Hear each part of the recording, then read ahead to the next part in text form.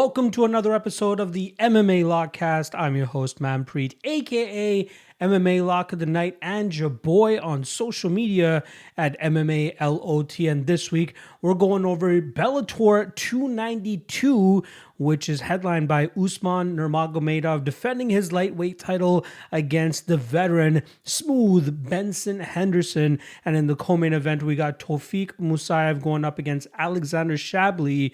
And I believe this is, I know it is the opening round, or at least the first half of the opening round of the Bellator Lightweight World Grand Prix. Usman Nurmagomedov wasting no time defending his title and trying to take on the best that Bellator has to offer in the lightweight division to solidify himself as the true lightweight kingpin. A couple other fun matchups sprinkled out throughout this card, not to mention Michael Venom Page going up against Gaiotti Yamauchi, who is actually the Bellator record holder with most submission victories under his name, at least under the Bellator banner. I believe it's up at 8 or 9 at this point in time, but don't let his submission record fool you. The guy can definitely strike, as he's been able to knock out 2 of his last 3 opponents as well. So keep an eye on that matchup. Should be a very fun one. I don't want to waste too much time blabbering at the beginning of the podcast here because we got 12 fights to get through, but I do want to quickly remind you guys to hit that like and subscribe below if you haven't already. I appreciate all the love that I've been getting for the most recent episode of the MMA Lockcast for this weekend's UFC card. I'm glad that things are headed in the right direction. And also, everybody that's been hopping on ever since then, you guys are absolutely amazing. And I'm sure that you guys are even more ecstatic at the fact that you guys are getting a full Bellator breakdown card 2 days before the card now, rather than less than 24 hours before, which is what I did with the last Bellator card. But I was able to get ahead on starting as much as possible. Finished up the card last night, and then took the night to just relax and get my wits back about me, so I can record this for you guys. So hopefully you guys enjoy that. Quickly before we do jump into it, though, like I said, hit that like and subscribe if you haven't already. Drop a comment below. Let me know what you guys think about this upcoming Bellator card, and not to mention who you think actually ends up winning this entire World Grand Prix. Does Nurmagomedov go the entire way and make it look easy, or is there a dark horse? A lot of people think it could be Alexander Shabliy. Let me know what you guys think. Drop it in the comment section below. And just a reminder that there is a PFL Challenger Series card this weekend, week 7. They are going to be doing the light heavyweights, and actually Impa Sanganay, former middleweight in the UFC, and if I'm not mistaken, I think he even competed down at welterweight, but definitely a middleweight. He's going to be fighting for the PFL Challenger Series, trying to make a name for himself and try to get on that main roster. And then also we have the LFA 154 card going down in Brazil.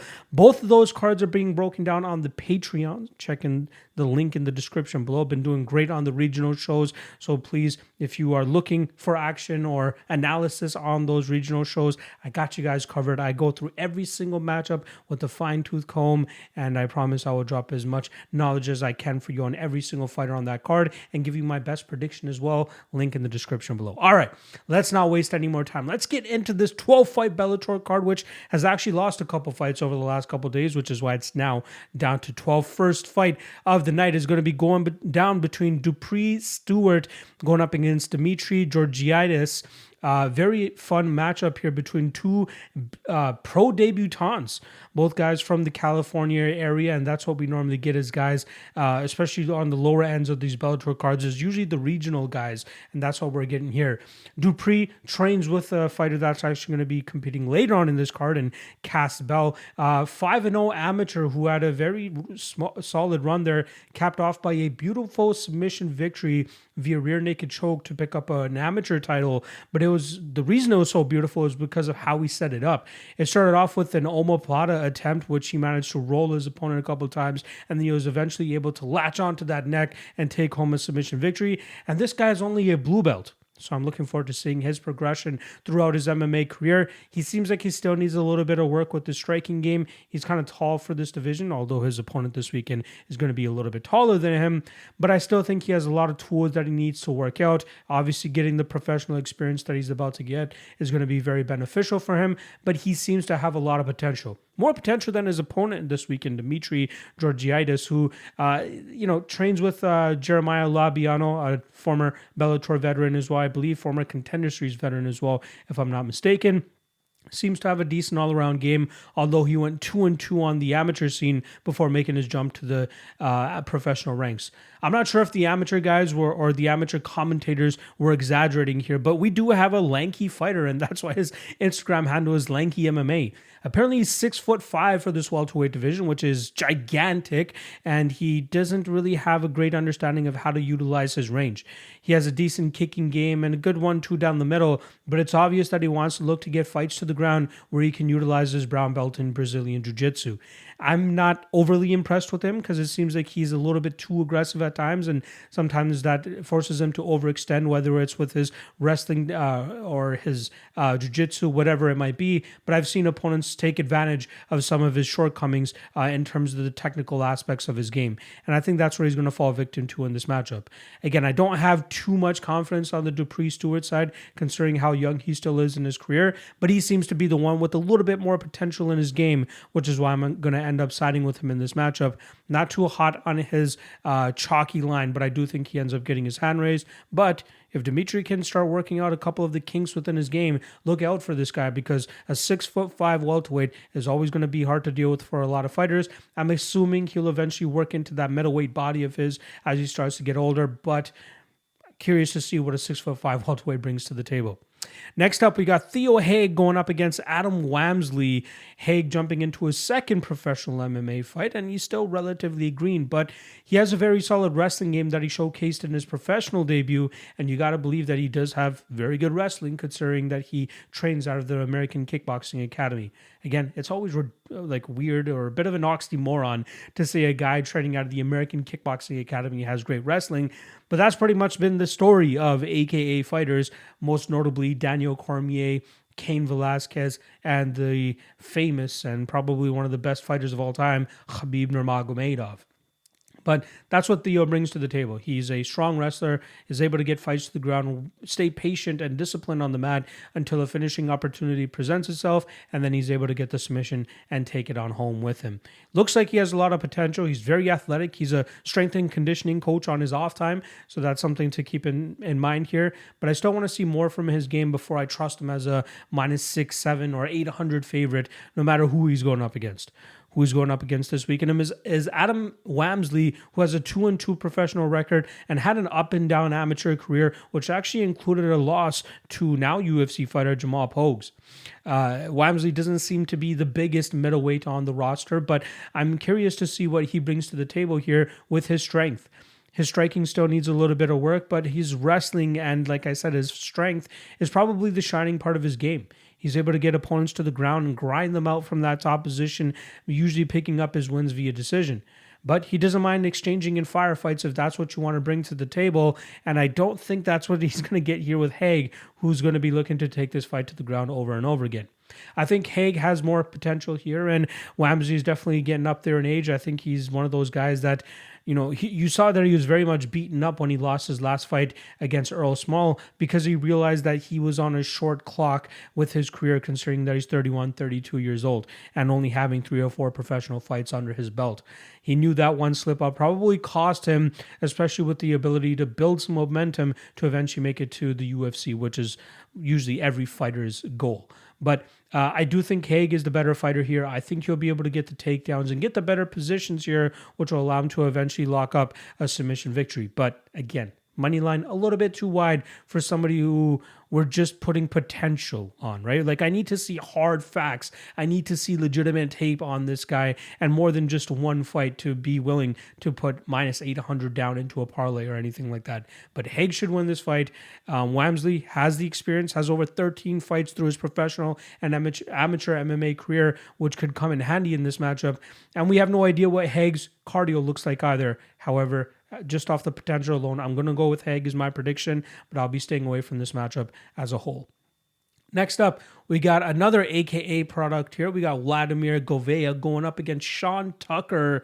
We all know what this is here. Gouvea obviously having success in his first ever amateur or professional fight last time around, where he was able to dispose of Corey Mogenberg by knockout. And although he's a BJJ black belt, a highly touted BJJ black belt, albeit, we didn't really get to see much of his ground game. He did have some fun on the ground in the latter half of that first round, but for the most part was more than content with just slinging leather and trying to get some experience in that live action realm with his striking.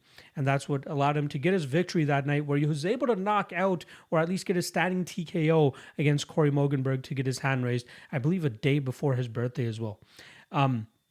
Another guy similar to Haig, where I need to see a little bit more from him before I trust him with this heavy price tag. This is a fight against a low-level regional heavyweight who seems to have a solid understanding of the striking realm in terms of the basics and the technical aspects of boxing, but still a very low-level fighter in Sean Tucker. But if Gouvea wants to go out there and sling leather with Tucker, anything can happen in low-level MMA. Or low-level heavyweight MMA, and that's what we have on our hands here.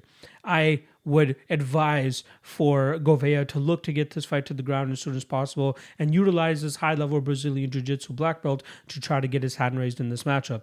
If he messes around a little bit too much in the striking realm, he could pay for that. There was the last CFFC event, there was a minus 800 heavyweight. I believe his name was Ian Alston, and got knocked out. He was a minus 800 favorite. And that's just what happens in low-level heavyweights or low-level heavyweight matchups where we don't have enough information on the one fighter who's such a big favorite. Again, Gouvea, high-level black belt, but his willingness to exchange with Mogenberg was a little bit concerning for me, other than the fact that he probably just wanted to get some experience under his belt. He shouldn't do that here against Sean Tucker. Even though Sean Tucker's 1-3, the guy can definitely strike. Again, not a high-level striker by any means, but can definitely take advantage of somebody who's still raw and new in their MMA career. I think Gouvea wins this fight. I think Gouvea will likely take this to the ground and look for a submission. But another fight that will likely end up passing here, Gouvea should still get this one done. Next up, a former AKA product here. We got Laird Anderson going up against Rogelio Luna. Anderson now finds himself training out of Fortis MMA in Dallas, Texas. I'm not entirely sure why he decided to make the move, considering how high level of a gym AKA is to begin with, but seems like he wanted to evolve and diversify his training a little bit, and that's what he ended up doing by going down to Fortis MMA. He's a black belt in Brazilian Jiu-Jitsu, and you saw him utilize that in his last matchup where he was able to get the crucifix TKO, I believe it was, over his opponent. He did make his Bellator debut back in 2018, went to a close split decision, and then he ended up taking off a couple years, worked on the rest of his game, but still we ended up just seeing him use his grappling in his next two fights. But he is a high-level black belt, and you can see his proficiency when he's able to take a fights to the ground where he's just disciplined, waiting for his opportunities to get that dominant position to eventually get that choke or that TKO finish from on top. His opponent this weekend, Rogelio Luna, is an absolute brawler.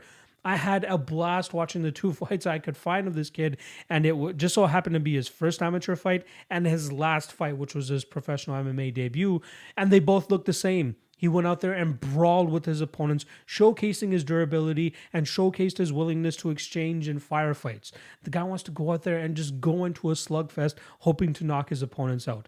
Unfortunately, when he fights better technical fighters, those are the ones that are going to be able to take advantage of his recklessness, get him to the ground, and get the fight done with. And that's exactly what I'm expecting with Anderson here. Luna is a fighter. Don't get me wrong. He's one of those guys that's going to push the pace and try to bring it to you. However, I do see the shortcomings in his wrestling game and his grappling game that Anderson will more than likely be able to take advantage of. I think he gets this fight to the ground, and then soon thereafter will eventually find a finish. I like Anderson in the spot. I see why he is the big favorite in this fight, and I truly believe that he's more than worthy of that juice. So I'm going to go Anderson, and Anderson by decision. Now we start picking up the level of competitive matchups, or somewhat competitive matchups, compared to the earlier portions of the Bellator card. We got Julius Anglickas going up against Dovletsan Yagshimuradov.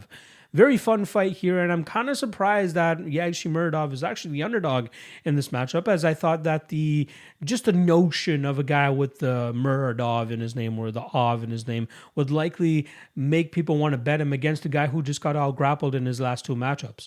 But it seems like the public is privy to what I see on tape, and that Julius Anglickas has decent takedown defense and good ability to telegraph the shots that are coming his way against guys that are not Vadim Nemkov or Phil Davis. And Yagshimuradov is not a relentless grappler like those last two fighters that I just mentioned.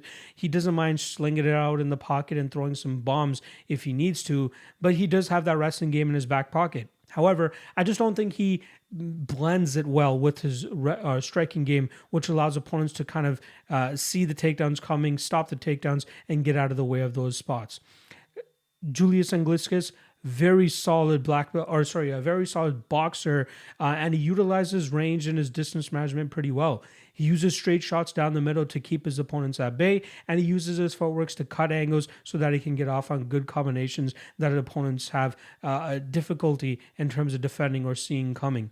I think he's going to be the better striker in this matchup, and I think the poor takedown entries from Yagshimuradov will allow Anglickas to get out of the way, eventually get to distance, and get to work with his boxing. Unless Yagshimuradov shows off a side of his wrestling game that I haven't seen yet, I do like the Anglickas side. Not with a bunch of confidence. I would be more so privy to wanting to bet him as an underdog more than as a favorite, but I do like Anglickas in this fight to showcase his boxing as he did in his first couple Bellator bouts and go on to win a decision victory. Next up, we got striker versus grappler here, and Khalid Murtazaliev going up against Tony Johnson. I'm very intrigued by this matchup. Now, Khalid Murtazaliev is 2-1 in his Bellator campaign thus far, going 1-1 win-loss-win in his last three fights. That loss coming against regional veteran Anthony Adams. Now, that was a fight where Murtazaliev was unable to secure takedowns effectively enough to get enough control time to do damage from on top, where he is usually best in his matchups. As you would expect with somebody with that last name, Murtazaliev, yes, he prefers the grappling realm, the wrestling realm, because the striking game is just power shots, not a lot of finesse, not a lot of combination work or anything. He's just throwing big shots to either knock you down, knock you out, or close that distance so that he can eventually drag you to the mat.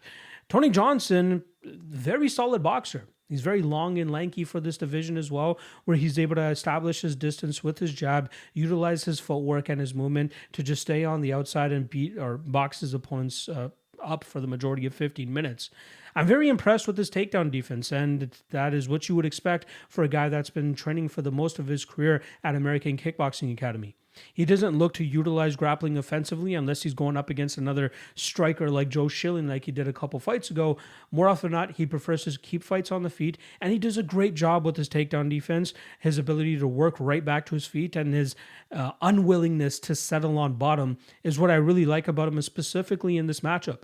He's a big underdog in this fight, as you would expect with a 40-year-old who's a boxer going up against a grappler like Murtazaliev. However, we've seen Khalid struggle with fighters that, are unwilling to just settle on their back and are better strikers than him, just like the Anthony Adams fight that happened a couple of fights ago. And I think that's what he's going to be facing here in Tony Johnson. I think Murtazaliev is going to struggle to keep him on the mat here. And as Johnson has showed in past fights, even while defending takedowns, he does a good job of dishing out damage so it looks better for the judges. He's the one damaging his opponent. He's not the one just struggling to get takedowns and holding on to his opponent. And we've seen in most cases now that judges are more privy to score damage over control time. So as long as Tony Johnson still showcases the takedown defense and get-ups that he has showcased in his previous fights, I think he's a very live underdog in this matchup to go out there and outbox Khalid and win this fight via decision. So I'm going to make him my dog of the night likely here, and I do like him in the spot to stop the takedowns, get back to his feet, and utilize his boxing and his range management to get off on better shots and win this fight by decision. Next up, we got Josh Hill, fellow Canadian, going up against Cass Bell. Now, both these guys are 35, 36 years old and closer to the twilights of their career than they are the primes.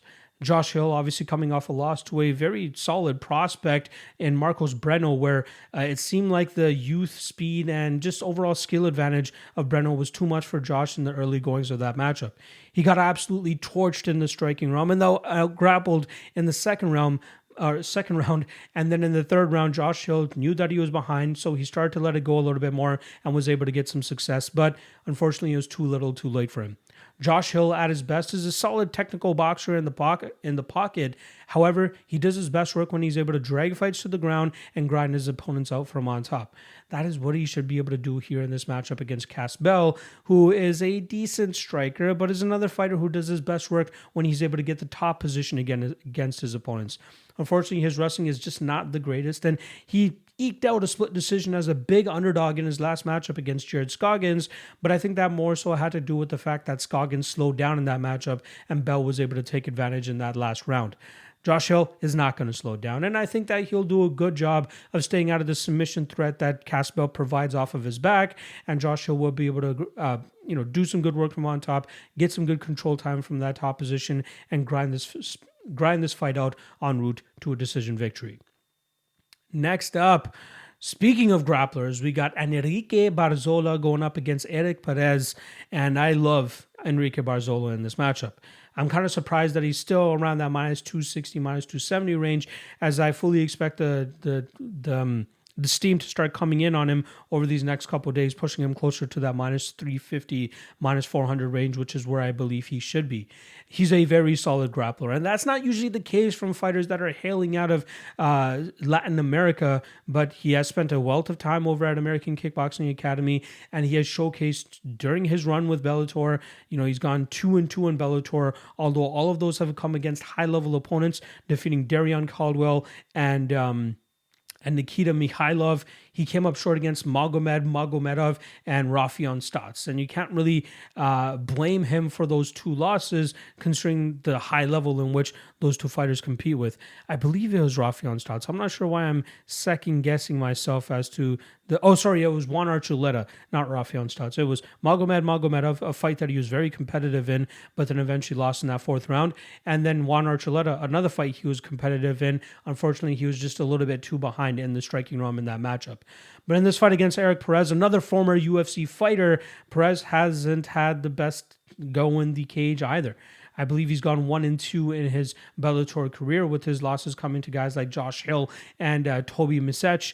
But he showcased in his last fight against Blaine Shutt that if he can stop the takedown game of his opponents, he is usually the better striker, and that's what he was able to do against Shutt. He even had some good success in that top position when he was able to get that. However, I think he's going to struggle with the forward pressure and wrestling pace that Barzola is going to be putting on him, which will keep Perez on his back for the majority of this matchup.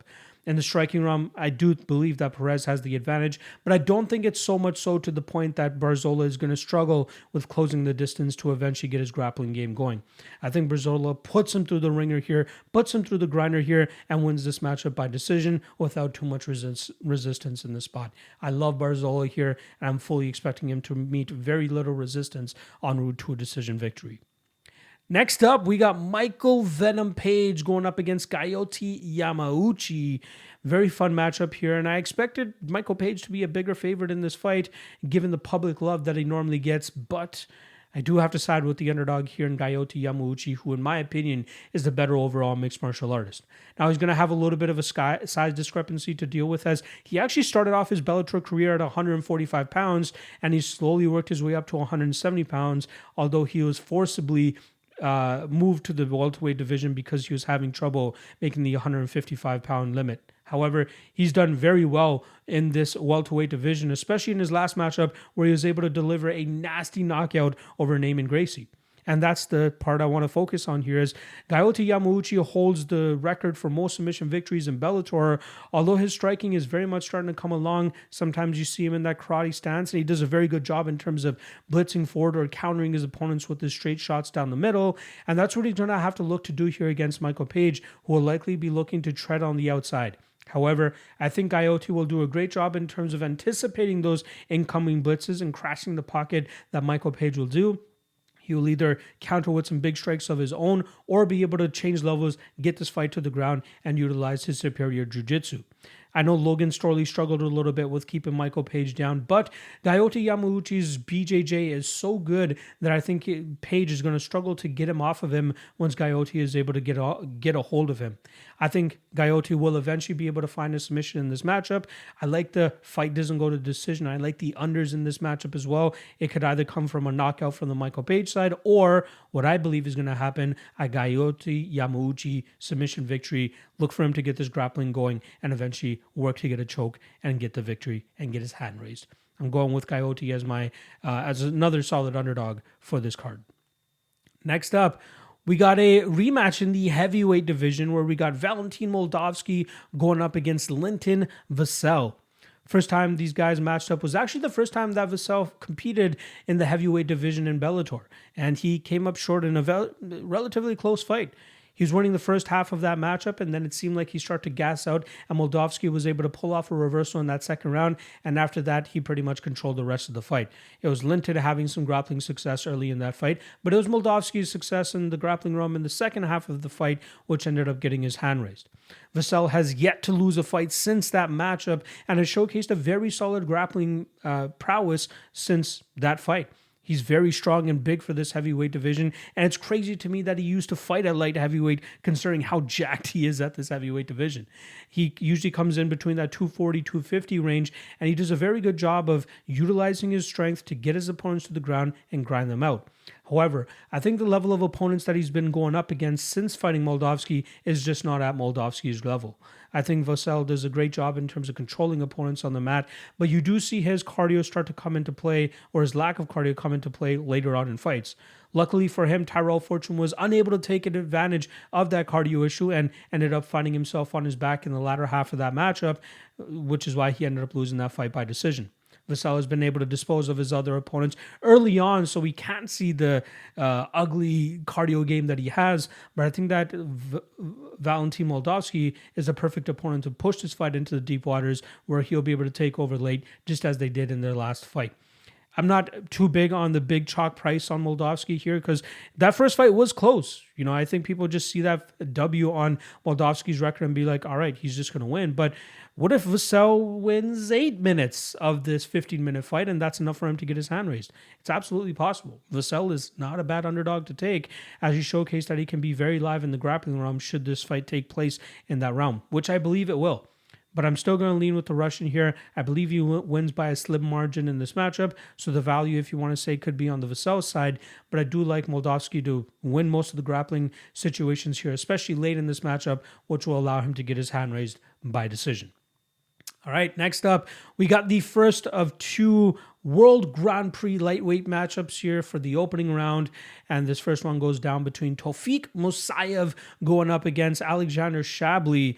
Probably the fight that I am looking forward to most on this card because it is very competitive and it's going down between the two, well, I don't want to call them dark horses of the tournament, but guys that haven't really gotten the love from the Bellator masters that you would expect.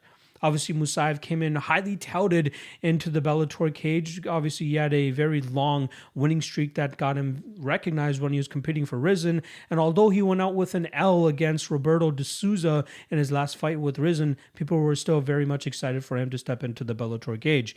He delivered on a quick knockout over Sydney Outlaw in his debut, and that has earned him his spot in this World Grand Prix, and I'm looking forward to seeing how far he can take it.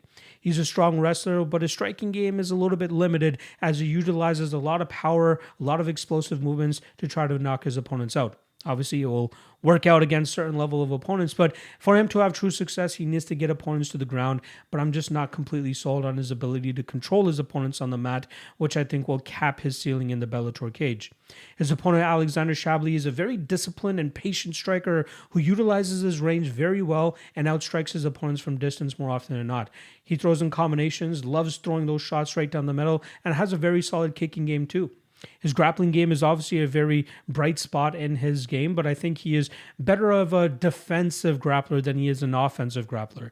And he'll have to use all of his defensive capabilities here to keep this fight in the striking realm, where I think he's going to have the advantage over Musaev.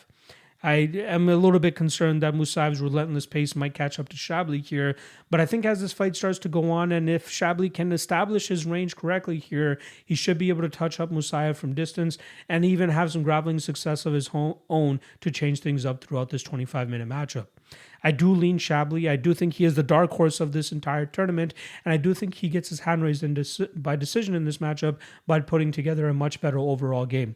Musaev will have his success with the takedowns and some big shots, and he might even be able to hurt Shabliy on in certain occasions. But I think the overall better game will come from Shabliy with his striking, with his defensive grappling, and possibly even his offensive grappling as this fight gets dragged into deeper waters. So I'll go Alexander Shabliy to advance to the second round of the World Grand Prix via decision. Main event time. No need to spend too much time on this because I'm a big Benson Henderson fan, but even I can admit that this is a horrible matchup for him. You got minus 2100 was the last that I saw on Usman Nurmagomedov. Now, Henderson could possibly make this a little bit of a competitive fight in the aspect of he won't completely get steamrolled. He's very difficult to put away. Not many have been able to put him away throughout his career. And as we saw in Nurmagomedov's last fight against Patricky Pitbull, which is where he claimed the lightweight title, he doesn't mind being slow and methodical and just picking his opponent apart and not rushing a finish if it doesn't come to him. Henderson does a great job in terms of staying safe in bad positions, and I think that's where he'll end up finding himself for the majority of this matchup. I think Nurmagomedov will be able to pick apart Benson Henderson on the feet and get that grappling going if he needs to, but I don't know if it's going to translate into a finish for him here. Again, Henderson is a high-level BJJ black belt. It's going to be very difficult to submit him, and it's going to be very difficult to assert a very dominant position where Usman will be able to rain down big shots to put him away. So I think the spot here to take might be the Nurmagomedov by decision. I haven't been able to actually see what that prop is before recording here, but I would assume it would be pretty good because a lot of people, whenever you see a very big favorite, a lot of people assume that he's just going to go out there and crush his opponent, which makes the inside the distance prop on him like minus 400. But there could be some value on the decision prop here for Nurmagomedov. And even though Henderson is in his 40s at this point in time, I still think that he has enough fight left in him to at least see the judges' scorecards against a guy of the level of Usman Nurmagomedov. But let's face it, Nurmagomedov is going to get his hand raised here, and he'll likely go on to win this entire Grand Prix.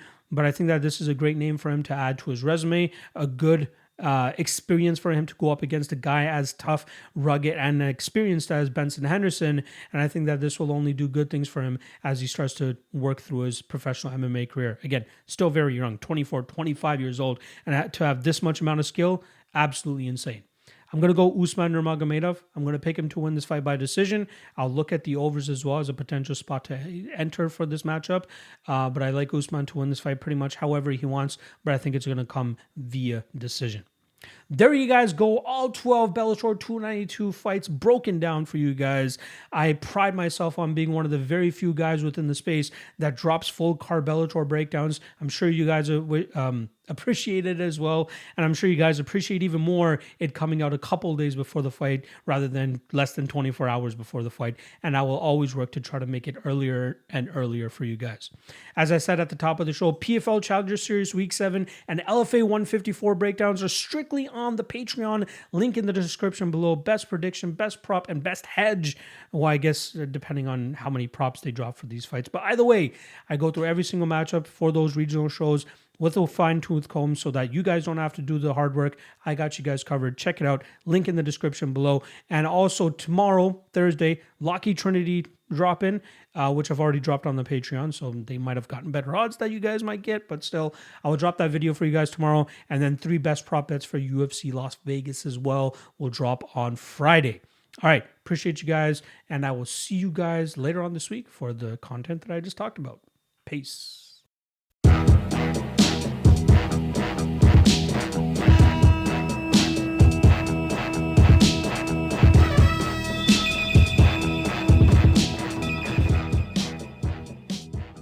Last thing.